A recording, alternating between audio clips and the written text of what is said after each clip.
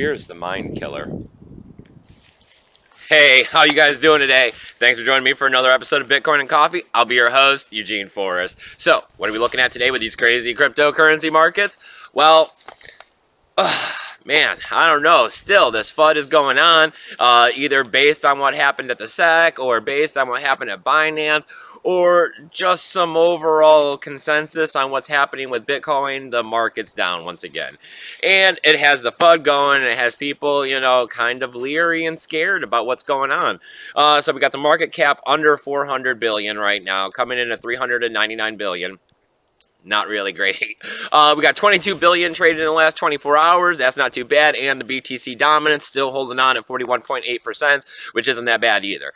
So we're looking at Bitcoin right now. It's down 7%, coming in at 9,800.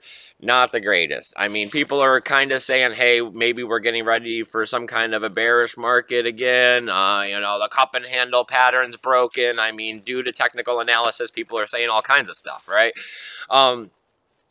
Personally, I kind of think about things a little differently than technical analysis. I think about the situation that this is a developing form of technology and that there's going to be ups and downs as the technology is developed and moves forward throughout the world and people go ahead and adopt it.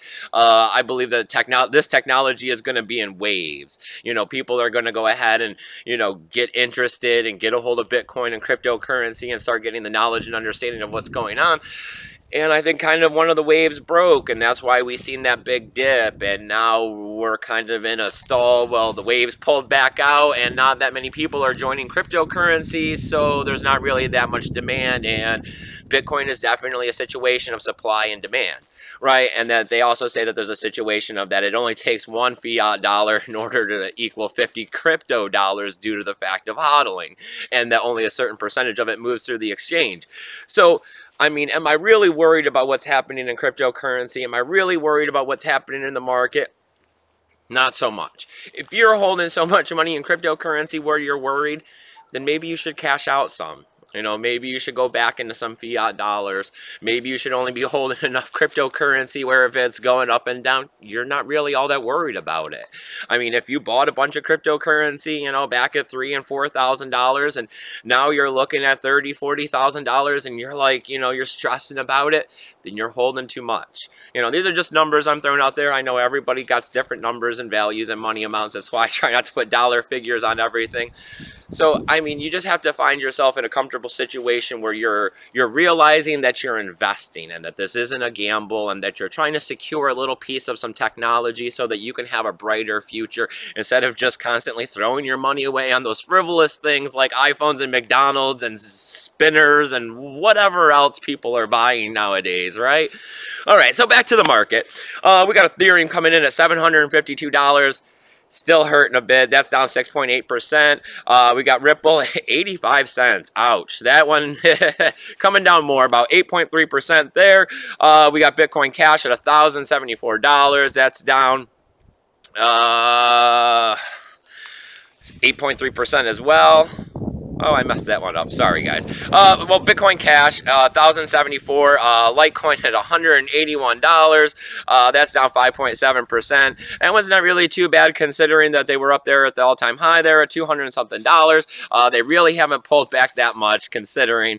Let me see. We also got Steam this morning. They've pulled back. They're under $3, coming in at $2.85. That's down 7.4%. And we got Steam back dollar hitting $2.87. That's down 11.8%. That one hurts a bit. Definitely am not selling any of those. You know how I like my stuff at $5. Makes me feel good, right? So what are we looking at here for news today on Bitcoin and coffee? I mean, because the FUD's being spread everywhere, right? People are worried about their investments. They're not sure what to be doing, especially those people that went out and pulled money off credit cards and mortgaged their house to buy Bitcoin, right? Well, we're looking at a situation where one of the most widely used exchanges now, Binance, everybody seemed to be loving this place. They had an event. I mean, a lot of people spread the FUD about it being a hack. It's not necessarily a hack. Kind of what happened is that some hackers went around and they purchased some domain names that were close to Binance, and when people went to them on accident, they, you know, tried to log into Binance like it was real, and it wasn't, and they went ahead and they captured, you know, their credentials. Well, over a period of several months, they've been collecting these credentials and they've been making API keys, which is kind of how you would use a trading bot on your site, or, you know, on Binance to do your trading for you. Some people are really into that. I personally don't trust a trading bot. You never know, because I didn't design the trading bot, so you never really know what code is in there.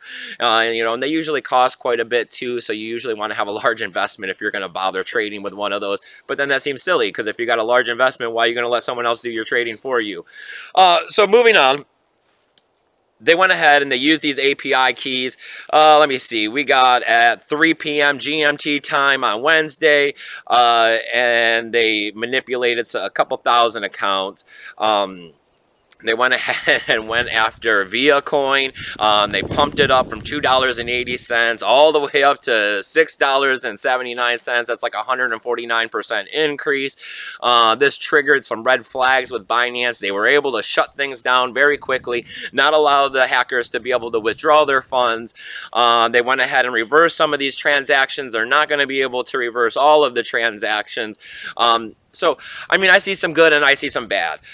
You know, when you have these third parties that are doing the trading and, you know, you're using them to do your trading, this is going to happen. And I mean, I've been saying that all along, that as long as you have these third parties that are holding your private keys and are holding, you know, these honeypots of cryptocurrencies, they are going to be targets for attack. So as long as you're in there trying to make your money, as part of the risk situation that you're providing. So as you have this risk situation that they're providing for you, you know, you kind of have to take your gains and your losses. The fact that they had a way to be able to stop it quickly is nice, and not be able to get the funds out. The fact that they can't reverse all of the transactions, well, I mean, you know, just because you went to the wrong phishing site and you lost your credentials doesn't necessarily mean somebody else that made a profit off of your trade, that is actually they're doing it themselves, did anything wrong. So why should they be losing money? It's kind of on you. That's why you got to have your due diligence. That's why you have to, you know, you are responsible for your finances, and using these parties, you know, it's part of the loss that you accept, right? All right, so moving on, we're hearing more out of Venezuela. More and more, this is starting to look like this could potentially be some sort of a scam. I know a lot of people have been saying this all along. I've just found this quite interesting. But the Venezuelan president's coming out once again saying that they're going to be auctioning off more of these petrodollars.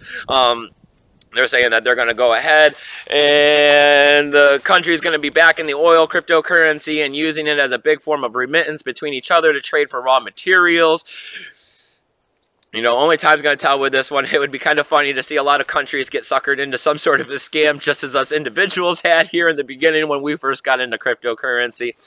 Okay, so let me see. The last little bit I got coming up is more of these hacks that have been happening with the exchanges. Coincheck's coming out. You know, they just got done with the largest NEM hack ever, and they're saying sorry. And they're saying that they're going to try to get you back your funds. And they're saying that they're looking for a soft open next week where they're going to have some trading pairs back open. Personally, I want nothing to do with them. I'm not putting any money in their exchange. I plan on not using them at all. You can... I mean, sorry, don't give me back my money. Sorry, don't give anyone back their money. And, I mean, they've also been asked what are they going to be doing in the future to prevent any of this stuff happening. And, I mean, there is no real way to prevent this stuff. Hackers are real smart people, and they're going to find a way into these honeypots as long as they exist. That's why we're constantly moving towards some sort of decentralized exchange. All right, so if you like everything that's happening here on Bitcoin and Coffee, I need you to go ahead and hit that subscribe button down there, because these numbers are slowly trickling upwards, and that's a plus. One of the main reasons for this is that I have a free help desk service. It's at eugeneforrest20@gmail.com. I think that's one of the best services I can do and provide out there for you guys to try to help you guys understand cryptocurrency, because the more you understand cryptocurrency, the better cryptocurrency does, and the better my Bitcoin does, which is best for all of us, right? So if you like what I got going on, you got tools and affiliation codes down there below to help you out. Don't forget to hit the like button. Share us out so your friends can find us, because this community is growing.